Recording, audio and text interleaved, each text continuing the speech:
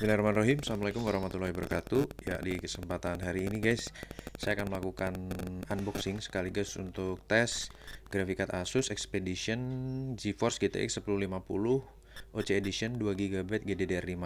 Dimana sebelumnya saya sudah pernah melakukan spek yang di atasnya ini Expedition juga, yaitu di 1050 Ti 4 GB. Oke, kita akan coba cek dulu untuk boxnya sebenarnya bersama dengan yang 4 GB. Ya guys ya, di sini ada 144 hour test space compatibility. Jadi untuk boxnya ini juga masih kinclong banget. Kita langsung buka aja bagian dalamnya. Oke, ini sudah saya keluarkan dari static bagnya biar memudahkan untuk record. Kemudian kelengkapannya ada static bag, ada DVD dan ada manual book ya guys ya.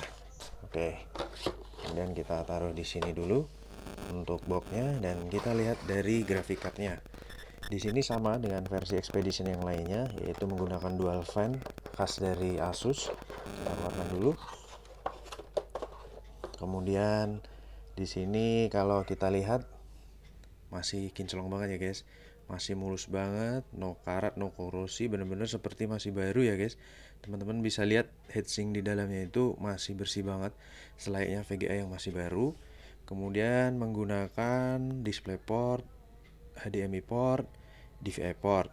Nah, kemudian untuk di atas juga sama, tidak menggunakan pin power. Jadi sudah dipastikan ini sangat-sangat hemat daya. Seperti istilah teman-teman yaitu sahabat PLN ya guys ya. Baik, kemudian di bagian belakangnya kita lihat di sini juga masih kinclong banget guys. Ini garansi resmi Asus, kebetulan sudah berakhir di bulan 7 2020 ya guys ya. Namun segelnya masih utuh, dan grafik card ini sangat rawat banget karena ini sebelumnya adalah pemilik dari usernya adalah pekerja, jadi jarang sekali on ya PC-nya. Oke, kita akan langsung tes saja dan saya akan pasang di unit saya guys. Oke guys, jadi untuk grafik cardnya ini sudah terpasang di CPU saya. Di sini teman-teman bisa lihat tidak memerlukan pin power tambahan ya. Dan saya supply dengan menggunakan PSU Coger CMX 700W 80 plus bronze. Kemudian di bagian belakang di sini saya menggunakan port bagian HDMI. Kita akan nyalakan powernya. Oke, sudah ada respon menyala dari mouse, dan kita nyalakan PC-nya ya guys ya. Bismillahirrahmanirrahim. Oke, mantap ya guys, perputaran kipasnya mulus ya. Ya, auto fan ya. Jadi dia ada fan control yang akan auto off sebelum suhu itu menyentuh 60 derajat Celcius ya guys. Kita akan langsung menuju ke display guys. Oke, saya akan siapkan posisinya ya guys. Ya, ini sepertinya sudah mantap ya posisinya ya. Oke, saya akan login. Saya tes di 17 Juni jam 7.49 pagi ya guys ya. Kita tunggu berapa saat sampai driver mendeteksi VGA mendeteksi driver. Jadi resolusinya akan berubah menjadi Full HD ya guys ya.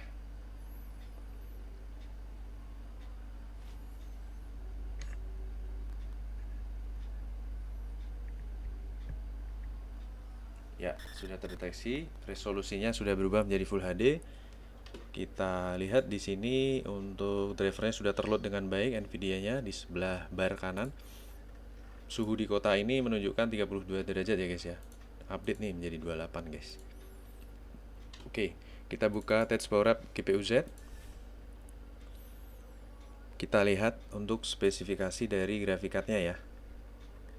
Ya, di sini terdeteksi Nvidia GTX 1050 dari Asus berjalan di 4 kali 3.0 ya, masih idle ya, tapi dia bisa support 16 kali 3.0. Kemudian shadersnya 640, GDDR5 Samsung 2 GB, Windows 10, kemudian semua fiturnya ada kecuali ray tracing dan fisik seperti ini. Kemudian kita cek sensor suhunya, kita rubah menjadi current ya kondisi saat ini. Ya, untuk kipas standby di sini suhu menunjukkan 29 derajat atau 30 derajat Celcius ya guys ya. Suhu minimalnya sebelum kita lakukan tes di 27.9 derajat Celcius. Oke, kita akan lakukan tes yang pertama menggunakan ROG Benchmark untuk mengetes menggunakan artifact scanner ya guys ya. Sebentar, ini masih load.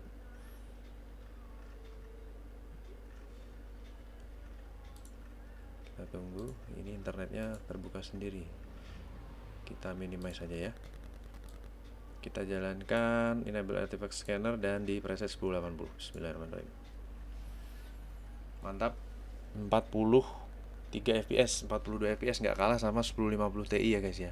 Karena ya bisa dibilang chipsetnya hampir sama, yang membedakan hanya memori dari VRAM-nya saja. Stabil ya di 42 fps dan perputarannya juga mulus banget. Mantap. Suhu menunjukkan 50 derajat, kipas masih belum berputar. 52 derajat, kipas juga masih belum berputar. Biasanya sih di 55 ke atas ya, baru kipas akan berputar. 53, 54, 55, 55 belum. Ya, 55 sudah mulai berputar guys. Jadi menyentuh 56 derajat itu kipas langsung berputar secara otomatis. Oke, 99% sudah selesai 100%. Di sini skornya di 2486 seperti ini untuk benchmarknya, dan tidak ada gejala artifak ya. Jadi Vega ini benar-benar masih optimal banget, masih bagus banget. Kita lihat skor tertingginya untuk suhu. Suhu tertinggi di sini di angka 57 derajat ya guys. Kemudian TDP di sini membutuhkan 64 watt maksimal karena dia no pin power tambahan, jadi sangat-sangat hemat daya. Dan saat idle hanya 28 watt untuk kipas saja, minimal 28 watt ya. Seperti itu guys. Baik guys, jadi untuk kondisi grafik card ini mantap ya. Istimewa ya performanya, dan kita akan tes yang kedua menggunakan 3D Mark. Jadi saya ini akan screenshot dulu untuk saya post di Instagram guys. Oke, yang kedua kita akan lakukan tes menggunakan 3D Mark Advanced Edition. Di sini spesifikasinya teman-teman bisa lihat ya. Saya akan masuk ke menu stress test dan kita coba menggunakan Firestrike saja, looping selama 10 menit atau kurang lebih 20 kali loop. Nanti akan saya tunjukkan loop pertama saja, dan di bagian akhir langsung akan saya tunjukkan, karena loop ini berjalan kurang lebih 10 menit guys, seperti biasa ya guys ya.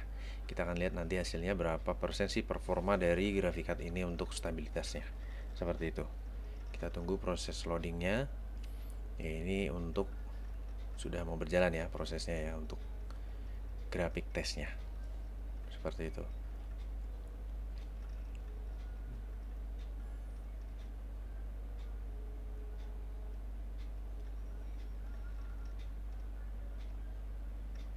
Oke, proses yang pertama ini looping yang pertama ya, kurang lebih sih untuk FPS nya sama dengan tes yang pertama tadi, kurang lebih di kisaran 40 ya.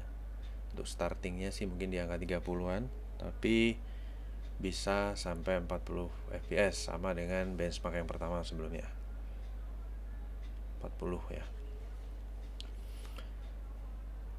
Looping ini kurang lebih sekitar 30 detik ya untuk satu kali loopnya. Jadi ini akan berulang sampai 20 kali loop. Ini sudah loop yang kedua.